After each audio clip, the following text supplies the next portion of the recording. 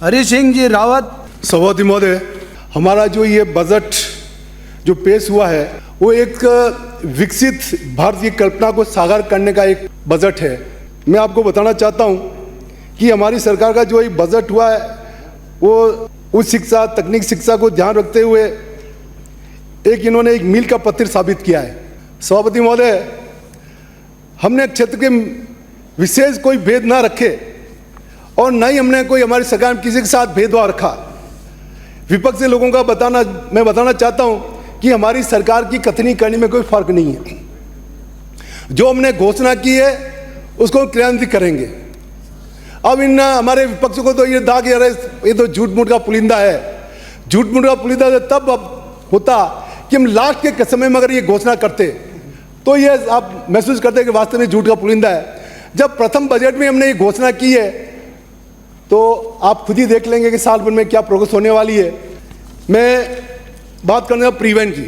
हमारा एक एजेंडा बनाया कि 1 नेशन 1 इलेक्शन। उसी प्रकार हमारा 1 नेशन 1 टैक्स केंद्रीय मंत्री गडकरी जी ने एक सपना संजोया कि पूरे इंडिया में, पूरे भारतवर्ष में एक ही पैटर्न में टैक्स लिया जाए। उसी के अनुरूप हमारी सरकार ने, परिवहन मंत्री जी ने भ्रष्टाचार कैसे खत्म हो और परिवहन को सस्ता एवं सुगम साधन उपलब्ध कराने की नीति से AITP परमिट पर करोपन तुरंत प्रभाव से लागू किया गया और 700 रुपये प्रति सीट प्रति माह से घटाकर 200 रुपये प्रति सीट प्रति माह कर दिया। परंतु राजस्थान में पूर्ववर्ती सरकार की हठधर्मिता के कारण केंद्र की योजना को लागू नहीं किया, जिसकी वजह से अध्यक्ष महोदय आज हमारे जो प्राइवेट बस ओनर्स है वो इस समस्या से जूझ रहे हैं। मैं आपको बताना चाहता हूं, मध्य प्रदेश में स्लीपर बसों का जो दो टैक्स स्लैब बना है, राज्य में परमिट लेकर चलने वाली बसों के लिए जो बसें केंद्र सरकार द्वारा जारी AITP परमिट से संचालित हो रही है, उन बसों के लिए उत्तर प्रदेश में स्लीपर बस का टैक्स है 9,000 रुपये प्रति माह, बिहार में 7,000 रुपया, मध्य प्रदेश में 7,200 और इसी प्रकार नागालैंड और अरुणाचल में प्रति महीना 1,000 रुपया। लेकिन अफसोस है कि पूर्ववर्ती सरकार की हठधर्मिता की वजह से हमारे टैक्स स्लैब में कोई कमी नहीं की और अभी जो हमारी राजस्थान सरकार जो टैक्स जो ले रही है वो 39,915 रुपये प्रति माह महीने के हिसाब से ये टैक्स ले रही है। ये वाहन स्वामियों के लिए मैं समझता हूँ बहुत गलत है और इसी की वजह से आज एक कॉम्पिटिशन है मार्केट में।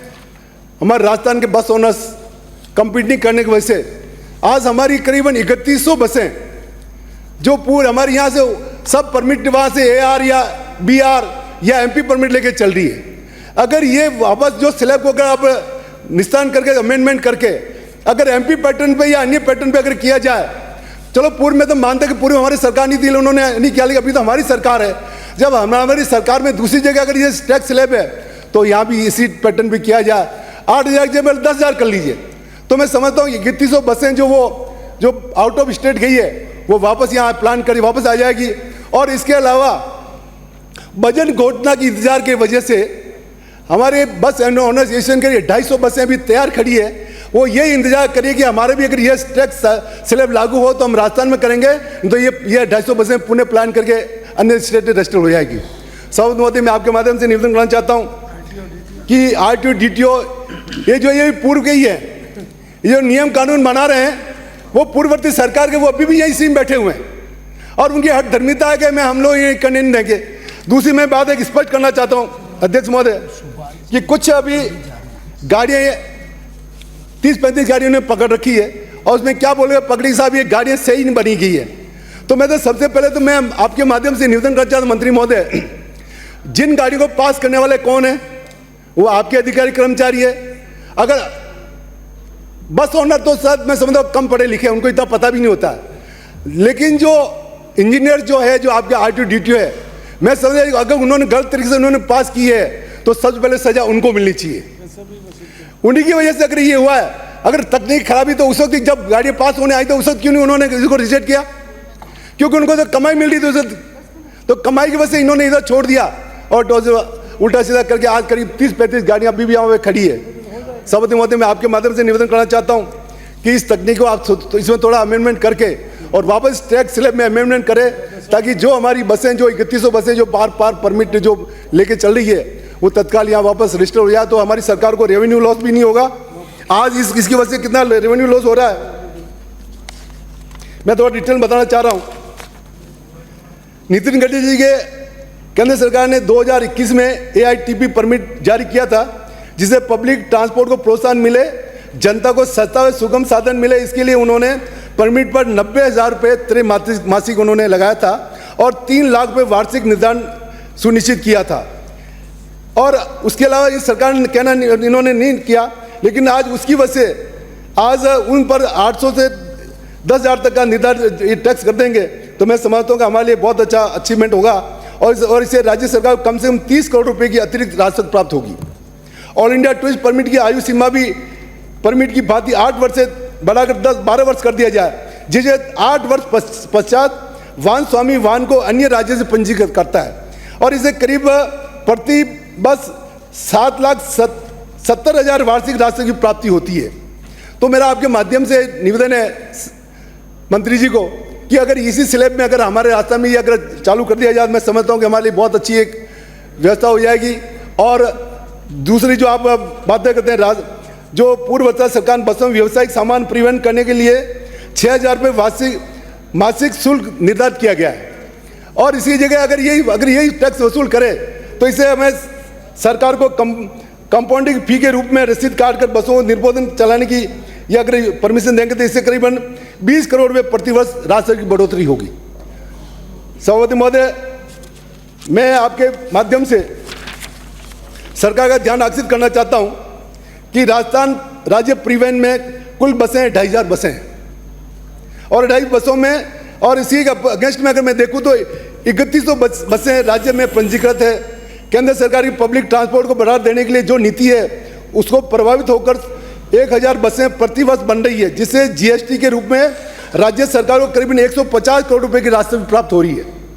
परिवहन विभाग घाटे का उपकरण, जबकि आज राजस्थान रोड की बात करूं, ये एक हमारे लिए सफेद हाथी के रूप में ये हमारे राज्य को एक नुकसान हो रहा है, इससे कोई फायदा होने वाला नहीं है। हमारे श्रवण जी लास्ट टाइम बोल रहे थे कि साहब ये रोडवेज तो इतना घाटे का सौदा है।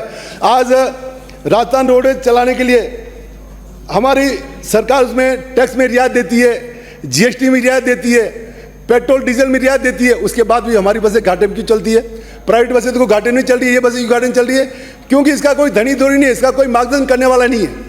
RTO DTO भी रोड पे खड़े होते हैं, उनकी ड्यूटी क्या होती है? उनकी ड्यूटी ये होती है कोई एक्सीडेंट हो तो वहाँ तत्काल वहाँ पे फर्स्ट एड मुहैया कराया जाए, कोई ट्रैफिक जाम है वहाँ कर दिया, वहाँ उसको व्यवस्थित किया जाए, वो ये काम नहीं करते हैं। रात को 2 बजे 3 बजे तक भी आज कोई भी अधिकारी कर्मचारी कोई साथ में समझता हूँ कि अपना घर रात को छोड़े कोई जाता नहीं है, लेकिन वहाँ के रातों रात वसूली होती है, रात भर वसूली करने में खड़े होते हैं। वो काम जरूर करेंगे, लेकिन किसी जनता का भला या कोई यातायात का भला करने के लिए ये लोग सदस्य सहयोग करें। तो अध्यक्ष महोदय, मेरा आपसे निवेदन है कि इन पे कुछ गौर फरमाया जाए। और दूसरी बात में मेरा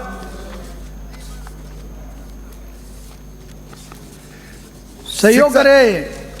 मैं अध्यक्ष महोदय, मेरा एक कॉलेज संबंधी मेरा है कि हमारे भीम में राजकीय महाविद्यालय संचालित है, जिसमें व्याख्यातों की कमी है।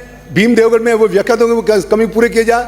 दूसरा, एक मेरे पूर्व काल में पृथ्वीराज चौहान राजकीय महाविद्यालय में मंत्री महोदय को आप दे देंगे, मंत्री महोदय को दे दो, ठीक रहेगा। 3.25 करोड़ में एक भवन से एक छात्रों को प्रोत्साहित, नारी शिक्षा को प्रोत्साहित करने के लिए मैं पूर्व में मैंने 3.25 करोड़ पास किया था। वो भवन कंप्लीट है। अगर उसमें बच्चों को अगर वहाँ करके हॉस्टल में अगर कर दिया जाए, कानून क्या में जो गरीब बच्चों की जो है, जो माँ बाप सक्षम नहीं है, वो बच्चे भी पढ़ाएंगे तो कम से मैं समझता हूँ उनको एक बहुत बड़ा एक अचीवमेंट होगा। और साथ साथ ही दूसरा एक हमारा महिला राजकीय महाविद्यालय, वो भीम में करीब जो शहर से करीबन 5 किलोमीटर दूर है, तो उस भवन को वापस हमारी राजकीय महाविद्यालय में अगर वहाँ पे अगर शिफ्ट कर दे तो मैं समझता हूँ कि जो बच्चों को आज 5 किलोमीटर आना जाना जंगल में, मैं समझता ये लोग बच्चों के लिए एक अच्छी बात नहीं है।